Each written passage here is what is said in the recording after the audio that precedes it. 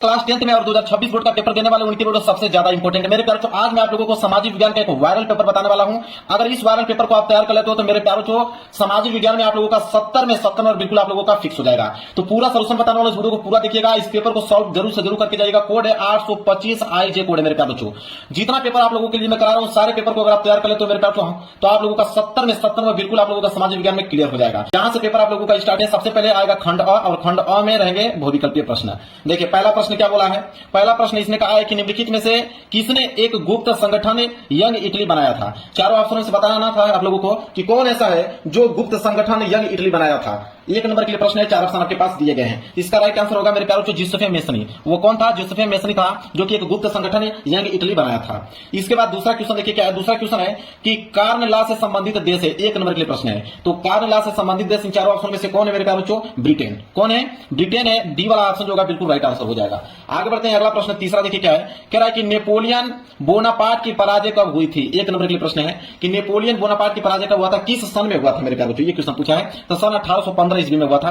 B वाला option जो होगा बिल्कुल राइट आंसर हो जाएगा। आगे बढ़ते हैं क्वेश्चन नंबर 4 की तरफ। कह रहा है कि महामंदी का सबसे बुरा असर पड़ा। एक नंबर के लिए प्रश्न है कि जब महामंदी आई थी तो सबसे बुरा असर क्या पड़ा था। तो सबसे बुरा असर पड़ा था कृषि क्षेत्र पर। किस पे? कृषि क्षेत्र पर पड़ा था। बी वाला ऑप्शन जो होगा बिल्कुल राइट आंसर हो जाएगा। आगे बढ़ते हैं क्वेश्चन नंबर 5 की तरफ। देखिए क्वेश्चन नंबर 5 क्या बोला है। कह रहा है कि गुलामगिरी किसकी रचना है। एक नंबर के लिए प्रश्न है मेरे प्यारों। तो गुलामगिरी किसकी रचना है? चार ऑप्शन आपके पास दिया गया है। तो वह है आपका ज्योतिबा फुले की, क्योंकि ज्योतिबा फुले की रचना है। ए वाला ऑप्शन जो होगा बिल्कुल राइट आंसर हो जाएगा। गुलामगिरी किसकी रचना है? तो ज्योतिबा फुले की। इतना याद रखिए, बहुत इंपॉर्टेंट प्रश्न है। इसके बाद अगला प्रश्न है कि निम्नलिखित में से कौन सा विषय संघ सूची से संबंधित है। एक नंबर के लिए प्रश्न है। तो चारों ऑप्शनों से बताना है कि कौन ऐसा विषय जो संघ सूची से संबंधित है। वो आपका प्रतिरक्षा। ए वाला ऑप्शन जो होगा बिल्कुल राइट आंसर हो जाएगा। आगे बढ़ते हैं अगले प्रश्न की तरफ। प्रश्न नंबर 7वां कि भारतीय संविधान में भाषाओं को किस अनुसूची में रखा गया है। एक नंबर के लिए प्रश्न है। तो भारतीय संविधान में भाषाओं को किस अनुसूची में रखा गया मेरे प्यारों? 8वीं अनुसूची में रखा गया है। सी वाला ऑप्शन जो होगा बिल्कुल राइट आंसर हो जाएगा। आगे बढ़ते हैं। अगला प्रश्न है प्रश्न नंबर 8वां कि भारतीय संविधान के बारे में निम्नलिखित में से कौन सा कथन गलत है। तो भारतीय संविधान के बारे में निम्नलिखित में से कौन सा कथन गलत है? चार ऑप्शन आपके पास दिया हुआ है। तो इसमें से देखिए बी वाला जो है वो गलत है। कैसे? देखिए कह रहा है कि यह एक धर्म को राज्य के धर्म बताता है। बिल्कुल नहीं, यह क्या है? गलत है। बी वाला ऑप्शन जो होगा बिल्कुल राइट आंसर हो जाएगा। बाकी ये धर्म के आधार पर भेदभाव की मनाही करता है। बिल्कुल सही बात है। सभी लोगों को किसी धर्म का पालन करने की आजादी देता है। यह भी बिल्कुल सही बात है। किसी धार्मिक समुदाय से सभी नागरिकों को बराबरी का अधिकार देता है। यह भी सही बात है। मतलब यह एक धर्म को राजकीय धर्म बताता है। बिल्कुल नहीं, संविधान ऐसा नहीं करता है, गलत है। इसके बाद 9 वाला प्रश्न है कि जनता के लिए शासन किस शासन व्यवस्था की विशेषता है। तो जनता के लिए शासन किस शासन की व्यवस्था है? बहुत इंपॉर्टेंट प्रश्न है मेरे प्यारों। तो वो लोकतंत्र की व्यवस्था है। बी वाला ऑप्शन जो होगा बिल्कुल राइट आंसर हो जाएगा। देखिए अगला प्रश्न है प्रश्न नंबर 10वां। प्रश्न नंबर 10वां है कि लोकतंत्र के मूल्यांकन की दृष्टि से निम्नलिखित में से कौन सा बिंदु लोकतांत्रिक व्यवस्थाओं के क्या है? अनुरूप नहीं है। एक नंबर के लिए प्रश्न है मेरे पास। बहुत इंपॉर्टेंट प्रश्न है। तो लोकतंत्र के मूल्यांकन की दृष्टि से निम्नलिखित में से कौन सा बिंदु लोकतांत्रिक व्यवस्थाओं के अनुरूप नहीं है। नहीं की बात कहा है मेरे प्यारों। तो हो जाएगा बहुसंख्यकों का शासन। बहुसंख्यकों का शासन। सी वाला ऑप्शन जो होगा बिल्कुल राइट आंसर हो जाएगा।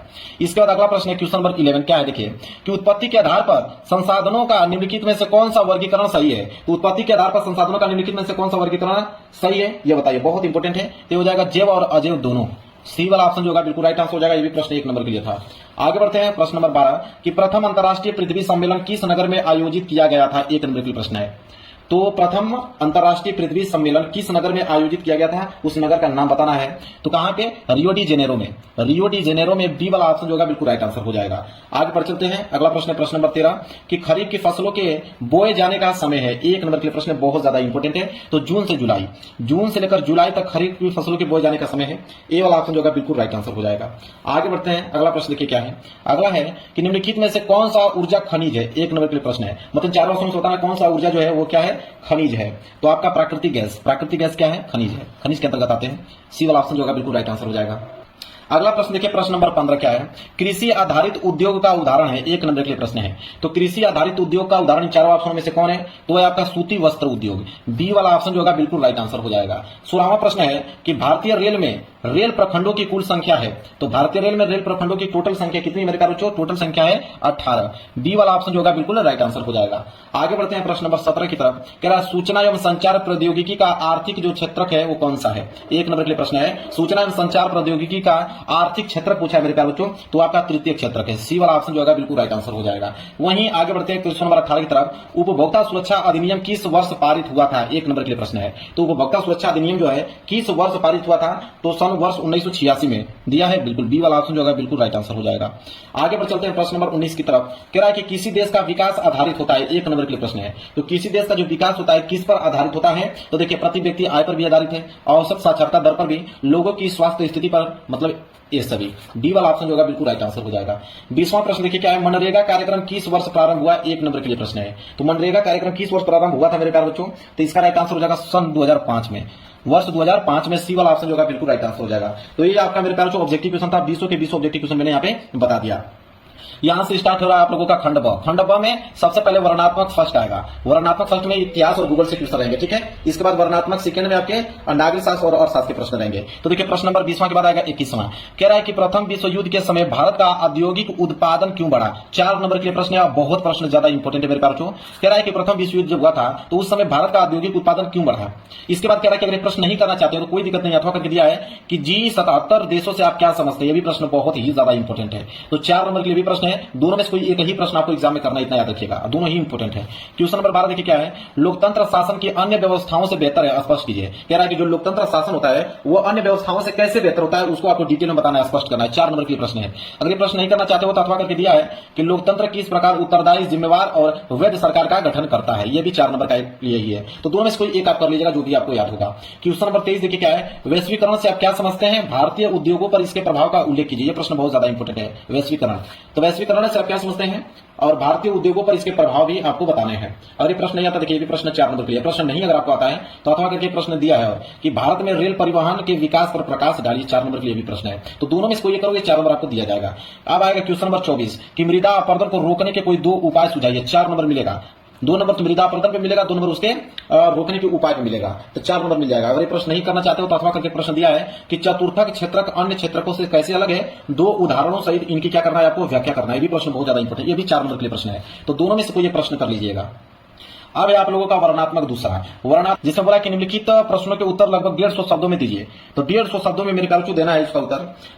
तीसरे से प्रश्न नंबर 25वां है कि सत्याग्रह का क्या अभिप्राय है, सत्याग्रह के संबंध में महात्मा गांधी के क्या विचार थे, यह बताना है। 6 नंबर आप लोगों को मिलेगा, ठीक है, 6 नंबर आप लोगों को मिलेगा। देखिए वर्णनात्मक दूसरा में आप लोगों के 6 नंबर वाले प्रश्न देखने को मिलेंगे, द्विगुत्रीय प्रश्न देखने को मिलेगा। अगर ये प्रश्न नहीं आ रहा है तो अथवा करके दिया है कि भारत में राष्ट्रवाद के उदय के प्रमुख कारणों की क्या कीजिए, व्याख्या कीजिए, 6 नंबर इसमें मिलेगा। तो दोनों में से कोई एक प्रश्न है मेरे प्यारों आप लोगों को करना है, 6 नंबर आपको दिया जाएगा। 26 है कि भारत की संघीय शासन व्यवस्था की विशिष्टताओं का वर्णन कीजिए, 6 नंबर के लिए प्रश्न है कि भारत की संघीय शासन व्यवस्था की विशिष्टताओं का वर्णन करना है। अगर ये प्रश्न नहीं आता है तो अथवा करके दिया है कि भारत एक पंथ निरपेक्ष देश है, किन्हीं 3 प्रावधानों के आधार पर इसे क्या करना है, स्पष्ट कीजिए। यह भी आप लोगों का 6 नंबर है, ठीक है। तो मेरे प्यारे बच्चों या तो ऊपर वाला कीजिए या तो नीचे कीजिए, दोनों में से कोई एक करोगे, 6 नंबर मिल जाएगा आपको। प्रश्न नंबर 27 देखिए क्या है, प्रश्न नंबर 27 है कि भारतीय वनों के आर्थिक महत्व को स्पष्ट कीजिए, 6 नंबर। अगर ये प्रश्न नहीं आता है तो अथवा करके दिया है कि भारत में खनिज तेल जिसे पेट्रोलियम कहते हैं उत्पादन एवं वितरण का क्या करना है, वर्णन करना है। ये भी आपको 3 मिला के 6 नंबर आपको मिलेगा। इसके बाद प्रश्न नंबर 28 कि आर्थिक विकास में ऋण की भूमिका का विश्लेषण कीजिए, 6 नंबर आपको मिलेगा। अगर ये प्रश्न नहीं करना चाहते हो तो अथवा करके दिया है कि भारत में उपभोक्ता आंदोलन का परिचय दीजिए, 6 नंबर इसमें मिलेगा। तो दोनों में से कोई एक करना है आप लोगों को, पूरा बता रहा हूं मेरे पास, इसका सोल्यूशन आप लोगों को लिख कर याद कर लेना है। अगर इसका सोल्यूशन चाहिए तो कमेंट कीजिएगा, मैं इसका पूरा सोल्यूशन भी आप लोगों को बता दूंगा। अब यहां से आएगा मानचित्र संबंधी प्रश्न। मानचित्र संबंधी प्रश्न स्टार्ट है आपका प्रश्न नंबर 29। प्रश्न नंबर 29 का क दिया है कि निम्नलिखित स्थानों को भारत के दिए गए रेखा मानचित्र पर, ठीक है, आपको दर्शाना है। बोला है कि इस चिन्ह द्वारा नाम सही दर्शाइए और सही नाम तथा सही अंकन पे आधे आधे अंक निर्धारित हैं। मेरे प्यारे बच्चों कह रहे हैं यहाँ पे कि 29 के क में आपको नाम सही दर्शाना है, नाम भी लिखना है और इस चिन्ह से आप लोगों को दर्शाना है। देखिए प्रश्न नंबर पहला क्या बोला है, प्रश्न नंबर पहला यहाँ पे है कि वह स्थान जहां भारतीय राष्ट्रीय कांग्रेस का अधिवेशन सितंबर 1920 में हुआ, तो वह स्थान आपको बताना है जहां जो भारतीय राष्ट्रीय कांग्रेस का अधिवेशन हुआ, वो भी कौन सा, सितंबर 1920 वाला। कहां पे हुआ था मेरे प्यारे बच्चों, तो यह हुआ था कलकत्ता में। कहां पे हुआ था, कलकत्ता में हुआ था। तो आप तो नाम आपने बता दिया कि कलकत्ता में। अब इस कलकत्ता को आपको मानचित्र में दर्शाना होगा, किस चिन्ह द्वारा, इस चिन्ह द्वारा आपको दर्शाना होगा। इसके बाद दूसरा प्रश्न है कि वह जनपद जहां जलियांवाला बाग की घटना घटी थी, ठीक है, मतलब वह जनपद, वह जिला बताइए जहां जलियांवाला बाग की घटना घटी थी। मेरे प्यारे, बहुत इंपॉर्टेंट है, अमृतसर में। कहां पे, अमृतसर में घटा था जलियांवाला बाग का कांड, तो लिखेंगे अमृतसर, ठीक है। इसके बाद आपको मानचित्र पे दर्शाना होगा इस चिन्ह द्वारा कि अमृतसर कहां पे है, किस लोकेशन पे है। इसके बाद तीसरा है वह स्थान जहां नील की खेती करने वाले किसानों का आंदोलन हुआ था। 1 नंबर के, आधे नंबर के लिए प्रश्न उसके सही नाम पे होगा और आधे अंक मिलेगा आपको उसके सही लोकेशन पे। तो नील का खेती कहां पे हुआ था मेरे प्यारों? चंपारण में। ठीक है, नील की खेती का आंदोलन गांधी जी ने किया था चंपारण में। ठीक है, इसके बाद अगला प्रश्न देखिए क्या है। अगला एक वह स्थान जहां सूती मिल श्रमिकों का सत्याग्रह किया था। तो सूती मिल जो श्रमिकों का सत्याग्रह किस स्थान पर किया था? तो अहमदाबाद में किया था। तो यहां पे मैं लिख देता हूं अहमदाबाद। अहमदाबाद में क्या था? इसका लोकेशन जब आप बताओगे इस चिन्ह द्वारा तो आधा अंक वहां पे मिल जाएगा आपको। इसके बाद है कि वह जनपद जहां चौरी चौरा की घटना घटी। तो चौरी चौरा की घटना कहां घटा था मेरे प्यारे बच्चों? गोरखपुर में। तो यहां लिखोगे गोरखपुर। इसके बाद मानचित्र पे आपको इस चिन्ह द्वारा दर्शा दोगे गोरखपुर को तो आपको आधा अंक मिल जाएगा। टोटल मिला के 1 अंक हो जाएंगे। इसके बाद आपका ख वाला 29 का ख कि निम्नलिखित स्थानों को भारत के दिए गए मानचित्र पृष्ठ 15 पर चिन्ह द्वारा नाम सहित आपको दर्शाना है और सही नाम तथा सही अंकन पे आधे आधे अंक आपको निर्धारित है। देखिए क्या है, कह रहा है यहाँ पे कि ओडिशा राज्य की एक प्रमुख नदी इस चिन्ह द्वारा नाम से दर्शाइए। तो ओडिशा का कोई एक नदी बताना है और मानचित्र पर इस चिन्ह द्वारा उस नदी को आप लोगों को दर्शाना है। तो महानदी बता देता हूं, ओडिशा में एक महानदी है। तो महानदी को आप इस चिन्ह द्वारा मानचित्र पर दर्शा दीजिएगा, इस चिन्ह द्वारा आपको नंबर मिल जाएगा। इसके बाद मध्य प्रदेश का राजधानी नगर इस चिन्ह द्वारा नाम सहित। तो मध्य प्रदेश का राजधानी कहां है? भोपाल। मध्य प्रदेश की राजधानी क्या है? भोपाल। तो भोपाल लिखकर और इस चिन्ह द्वारा जो चिन्ह दिया है इस चिन्ह द्वारा मानचित्र पर अगर आप दर्शा दे तो आधे अंक वहां से मिल जाएगा, आधे अंक यहां से 1 अंक हो जाएगा आपका। फिर कह रहा है कि सूती वस्त्र उद्योग का केंद्र इस चिन्ह द्वारा नाम सहित आपको दर्शाना है। तो सूती जो वस्त्र है उसका उद्योग का केंद्र बहुत जगह है, लेकिन एक मैं केंद्र बता देता हूं, कानपुर। सूती वस्त्र उद्योग का एक केंद्र कानपुर भी है, सबसे बड़ा। तो कानपुर को आपको मेरे प्यारों लोकेशन पे इस चिन्ह द्वारा आपको दर्शाना है। आधा अंक 10 मिल जाएगा, आधा अंक 10 मिल जाएगा, 1 अंक हो जाएगा आपका। इसके बाद देखिए क्या है, कह रहा है कि एक प्रमुख लौह अयस्क उत्पादन क्षेत्र इस चिन्ह द्वारा नाम सहित आपको दर्शाना है। तो लौह अयस्क उत्पादन क्षेत्र बताना है। तो ओडिशा झारखंड पट्टी मैं बता देता हूं, ओडिशा झारखंड पट्टी में लिख भी देता हूं और यहां पे आप लोग लिख लीजिए और इसका लोकेशन दर्शा दीजिएगा। ओडिशा झारखंड पट्टी ओडिशा झारखंड पट्टी या फिर क्या मैंने बताया लौह अयस्क उत्पादन क्षेत्र इस चिन्ह द्वारा दर्शाना है। इसके बाद पश्चिम तट का एक बंदरगाह समुद्री पतन इस चिन्ह द्वारा नाम सहित बताइए। तो एक बंदरगाह मैं बता देता हूं पश्चिम तट का कोची। ठीक है, कोची एक बंदरगाह है पश्चिम तट का। तो किस चिन्ह से दर्शाना है? इस चिन्ह के द्वारा उसको दर्शाना है। तो देखिए मानचित्र भी संबंधित मैंने प्रश्न आप लोगों के लिए बता दिया और यह पेपर का पूरा मैंने आपको एनालिसिस करके दिखा दिया। बस इसका सलूशन करना है। 20 ऑब्जेक्टिव क्वेश्चन का सलूशन मैंने करा दिया और जो बाकी है खंड ब उसके सलूशन अगर आपको चाहिए, फुल सलूशन चाहिए तो आप कमेंट कीजिए, इसका सलूशन मैं फुल लेकर आऊंगा डिटेल में। बस याद करिए 70 में 70 नंबर बिल्कुल आप लोगों का पक्का हो जाएगा। तो वीडियो को लाइक कर दीजिएगा, चैनल पर चैनल को जरूर सब्सक्राइब कर लीजिएगा। मिलेंगे प्यारे से नेक्स्ट वीडियो में, तब तक के लिए धन्यवाद।